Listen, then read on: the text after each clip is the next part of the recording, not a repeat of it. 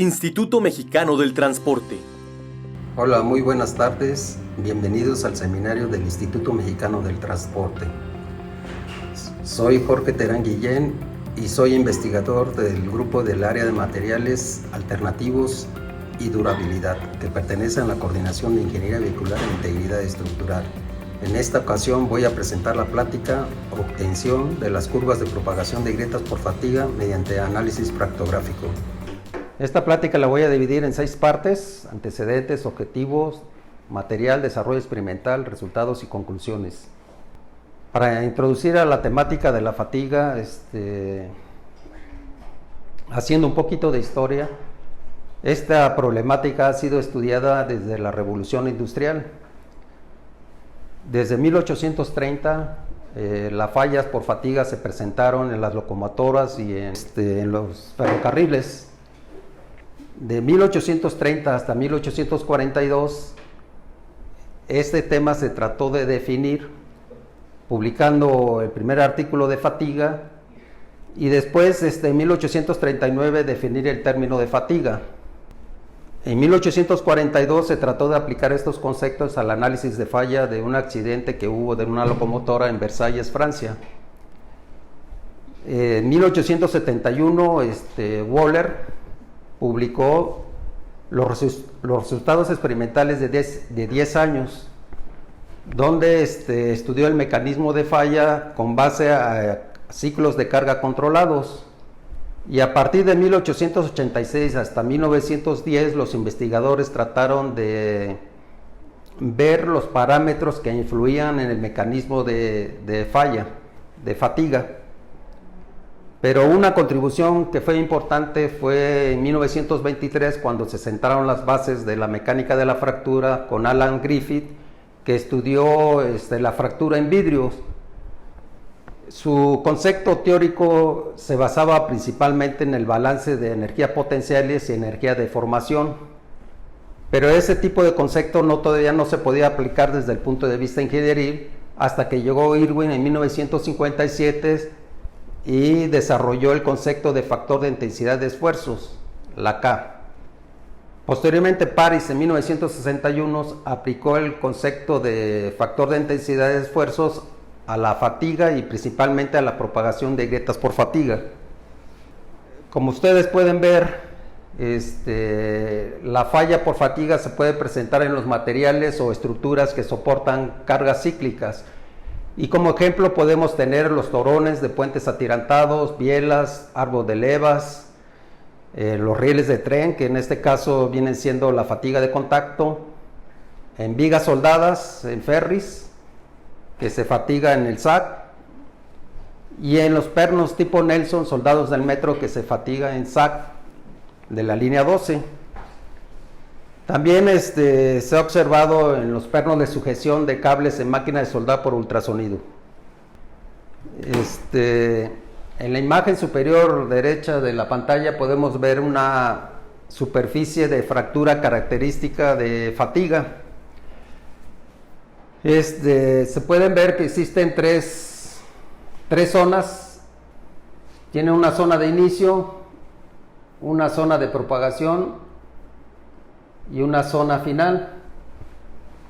También se pueden observar las marcas de playa y las marcas de trinquete, que vienen siendo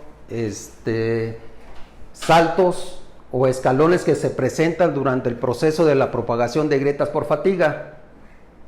Si ustedes pueden ver, entre las marcas de playa se presentan unas marcas, las dibujamos aquí en forma de segmentitos. Esas se conocen como estrías, pero no se observan a simple vista. Necesitamos un microscopio electrónico de barrido que debe estar entre 2000 y 10.000 aumentos para que se puedan observar. Y estas estrías teóricamente representan un ciclo por fatiga. Con base a esto, entonces, nosotros podemos definir lo que es la fatiga. La fatiga se define como un proceso de acumulación y cambio estructural permanente, progresivo y localizado que ocurre en un material sometido a cargas fluctuantes. culminando en un agrietamiento o fractura completa después de un número suficiente de fluctuaciones. Es decir, la fatiga depende del tiempo, de las cargas, de las relaciones de carga y del tipo de material. Por otro lado, también las estrías tienen ciertas limitaciones, es decir, la primera limitación corresponde a la correlación que existe entre las estrías y la amplitud del factor de intensidad de esfuerzos. Hay investigadores que dicen que esa relación se da 1 a 1, otros que esa relación no es tan simple, sino suficientemente compleja, y las otras que nada más en ciertos intervalos se puede dar esa correlación. Por otro lado, también influye el tipo de material. Materiales muy duros o muy suaves no se forman las estrías. Entonces, el objetivo de este trabajo es identificar y contabilizar las estrías y medir el espaciamiento y el ángulo sobre la superficie de fractura de probetas ensayadas por fatigas con diferentes razones de carga. Reconstruir las curvas de crecimiento de grietas a partir de correlacionar el espaciamiento entre las estrías con la velocidad de propagación de grietas por fatiga. La metodología que nosotros aplicamos era dividir en dos partes, uno en los ensayos mecánicos y el otro es el análisis de material. En los ensayos mecánicos nosotros tomamos un componente automotriz, que en este caso fue una flecha o un eje de transmisión, lo seccionamos, obtuvimos las probetas de tensión y flexión en 3 puntos para las pruebas de propagación de grietas por fatiga. Y en el caso del análisis material, pues hicimos la caracterización con base al análisis microestructural, análisis fractográfico y dureza por microdentación. En esta lámina les muestro el tipo de flecha que nosotros analizamos y podemos observar, bueno, aquí podemos observar la fractura que se presentaba en el segundo cuñero. Aquí están los cuñeros, más o menos, y la superficie de esta pieza, como ya habíamos mencionado, tiene una zona de inicio, una zona final y una zona de propagación, ¿sí? El análisis químico que nos arrojó este material es que es un acero de bajo carbono y de baja aleación, caracterizado principalmente por los 3 elementos, por níquel, cromo, molibdeno, donde podemos comparar el resultado del análisis químico con lo que establece la norma, y podemos ver que ambos, los 3 elementos caen dentro de lo que establece dicha norma. ¿Cómo se procesa ese tipo de elemento automotriz? Existen varios pasos. Uno de esos es a partir de una barra en verde, se maquinan los cuñeros y en general todas las piezas.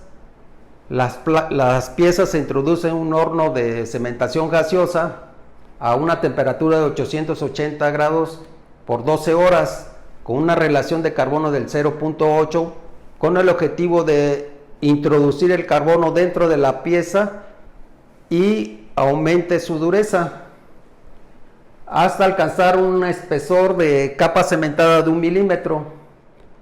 Posteriormente, ya que tiene ese espesor de capa, el horno se baja a 800 grados centígrados, se templa en aceite y posteriormente se reviene en otro horno a 180 grados centígrados por 2 horas.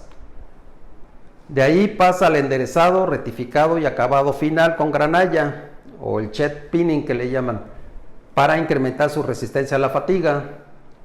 Y ya por último se monta toda la pieza dentro del conjunto de la transmisión. ¿Cómo son las piezas que nosotros utilizamos en los ensayos de tensión y propagación? En esta parte de aquí tenemos la parte seccionada, donde sacamos paralelepípedos para obtener unos huesitos. Estos cortes se hicieron por chorro de agua. Posteriormente, ya obtenido y rectificado los paralelepípedos, se mandan a cortar por electroerosión. Por otro lado, las probetas de flexión en 3 puntos tuvimos dos segmentos, uno del lado del cuñero y el otro lado del engrane. La probeta 1 y 2, como pueden ver, se sacó del lado donde están los cuñeros y había un cuñero muy cerca de la probeta 1, y la probeta 3 y 4 se sacó del lado del engrane. De la misma forma que las probetas de tensión, primero se seccionó por chorro de agua, se sacaron los paralelepípedos, se maquinaron hasta las dimensiones que correspondían, y por electroerosión se les mandó a hacer la entalla, un concentrador de esfuerzos, para que la propagación de grieta iniciara de manera rápida. De los resultados obtenidos, primero hay que ver lo que es los diagramas de enfriamiento continuo y la dureza que tuvo la flecha. Podemos ver que la flecha tenía una dureza superficial de 749 Vickers, que fue medido con un microdurómetro con una carga de 300 gramos, y de ahí se midió desde la superficie hacia el centro, y observamos cómo va disminuyendo la dureza a medida que nos vamos acercando al centro de la pieza. En el centro se tuvo una dureza de 244 Vickers, ¿sí? Ahora, ¿qué es lo que pasa en el interior del material cuando se realiza el tratamiento térmico? Podemos ver que a partir de una temperatura de austenización o pasando las líneas críticas, se empieza a formar ferrita y perlita. Voy a tomar la línea de 244, que más o menos viene siendo 245 Vickers, y podemos ver que pasa una región de vainita hasta que llega a la dureza de 245. ¿Y esto cómo se ve cuando se observa en el microscopio? Primero tenemos la imagen de la dureza superficial o la capa cementada que se logró con 1 milímetro de espesor. Podemos ver una estructura martensítica, una zona de transición y una zona de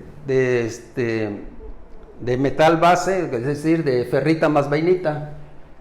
Esta imagen del lado derecho es del microscopio óptico. Bueno, estas dos son del microscopio óptico y podemos ver ferrita y la vainita. Muchas veces a veces se confunde que es la perlita, pero no, es vainita por la forma que está segmentada. Tomando esas mismas piezas y introduciéndolas al microscopio electrónico de barrido, podemos distinguir la martensita e incluso una vainita superior o plumosa que le llaman, y en el centro podemos ver ya exactamente la vainita y la ferrita cómo se están configurando. Estos son los resultados de los ensayos de tensión. Podemos ver que el material tiene un promedio de 786.37 de resistencia última y un límite de fluencia de 560. También podemos ver que el coeficiente de variación prácticamente en todas las propiedades es menor al 5%, con excepción de la elongación, pero todos están abajo del 5%, y esto significa que la probeta, los ensayos fueron realizados de forma correcta. Ahora, los ensayos de propagación de grietas por fatiga.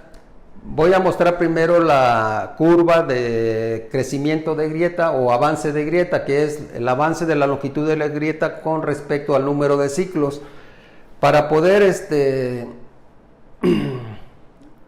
estimar exactamente qué valor de delta K o factor de intensidad de esfuerzo tengo que aplicar a la probeta para que inicie el crecimiento de la grieta.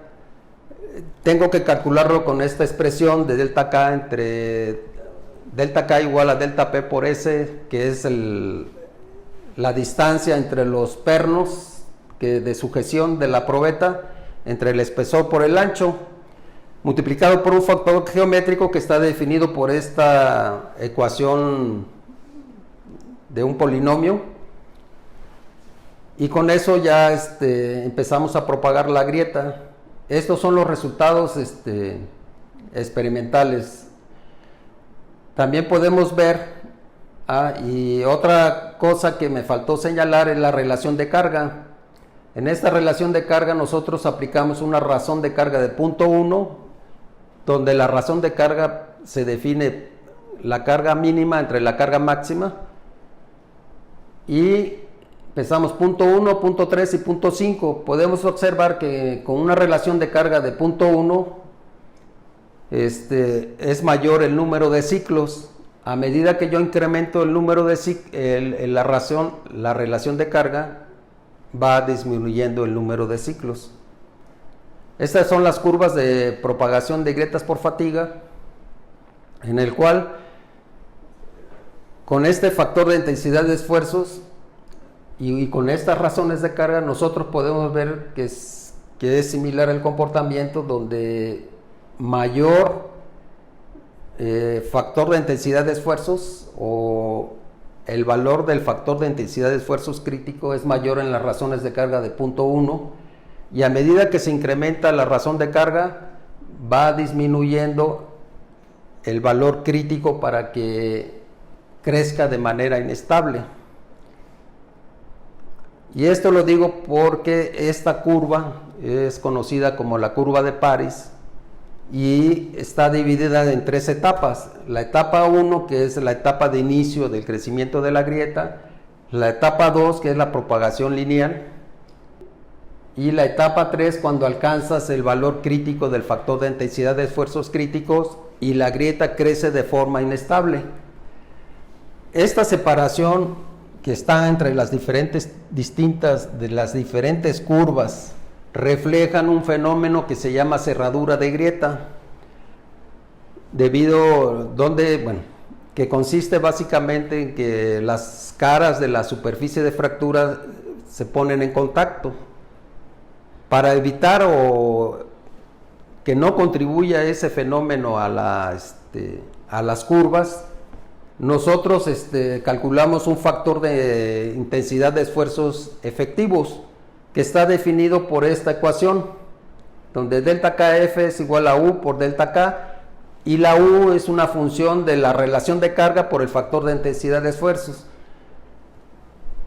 Nosotros, ya haciendo el cálculo, podemos ver que esta separación que había anteriormente ya se reduce, y ya con esto nosotros pudimos calcular la expresión para este tipo de probetas del avance de la grieta como 2.45 por 10 a la menos 9 por delta K efectivo, el exponente a la 3.41. Ahora, nosotros para medir las estrías hicimos un mapeo de la probetas.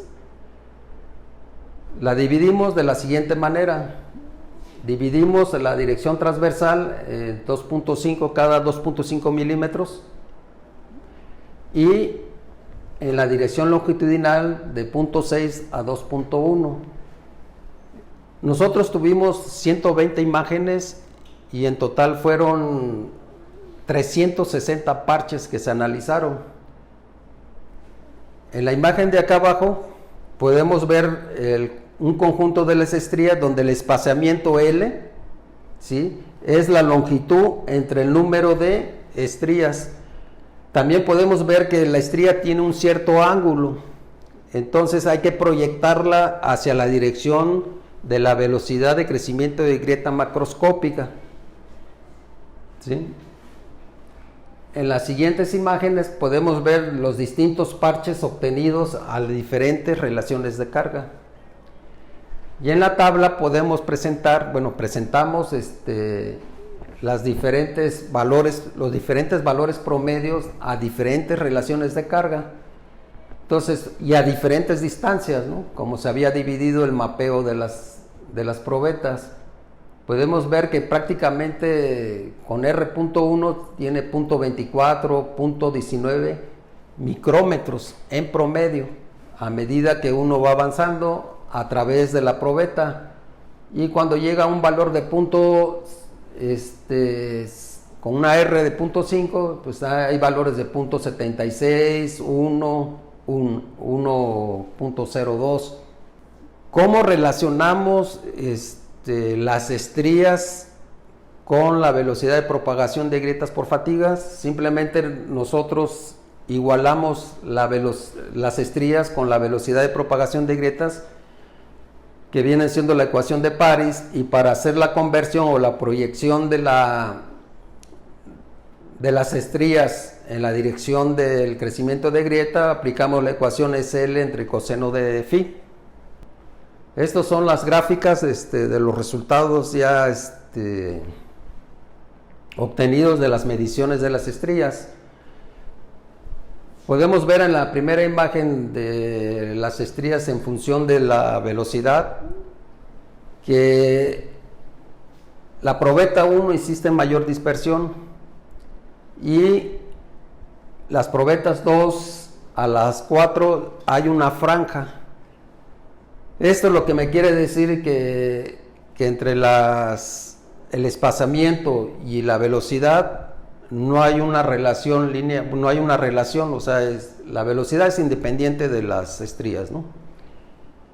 Cuando yo lo grafico con el factor de intensidad de esfuerzos, también tenemos la misma dispersión de las probetas 1 y las siguientes probetas entran dentro de una franja y se observa de la misma forma que no hay una relación entre las estrías y el factor de intensidad de esfuerzo, que según la teoría debería haber una relación lineal 1 a 1.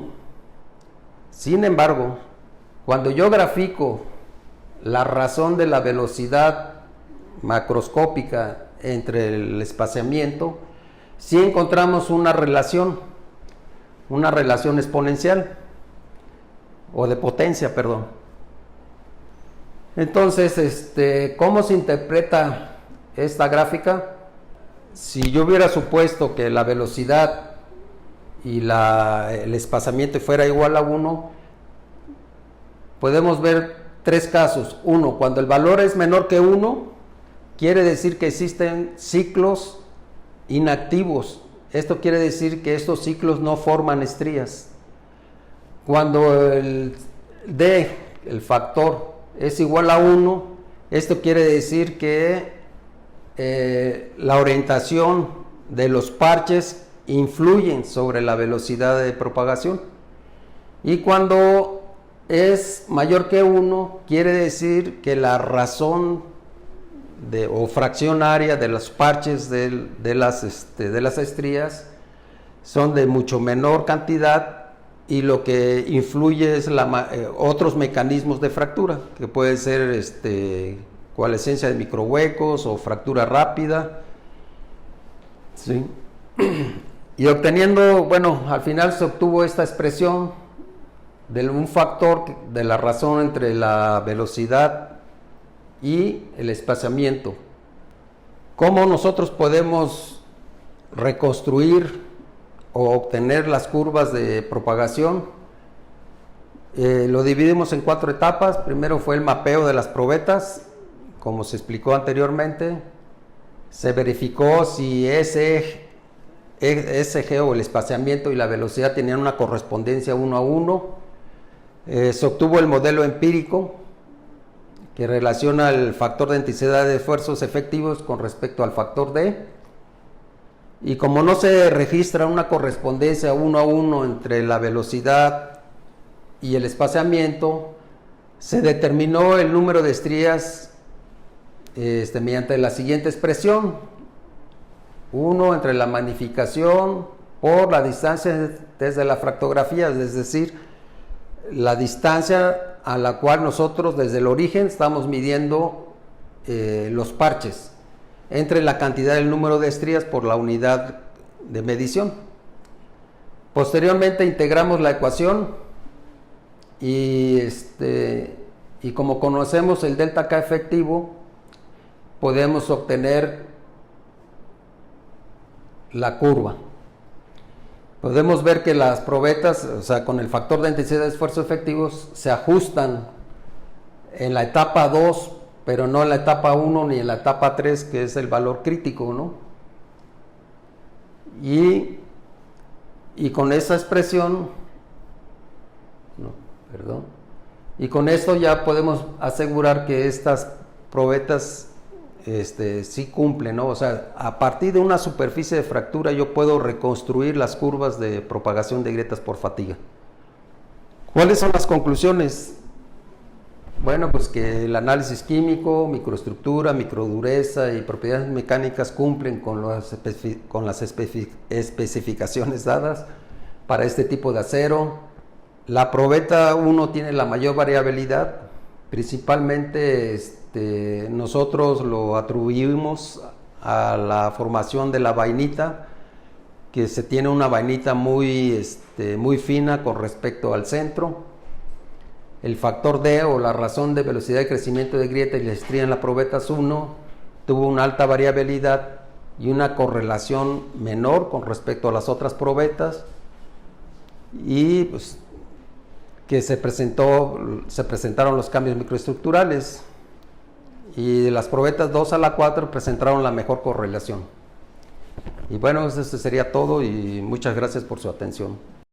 Instituto Mexicano del Transporte.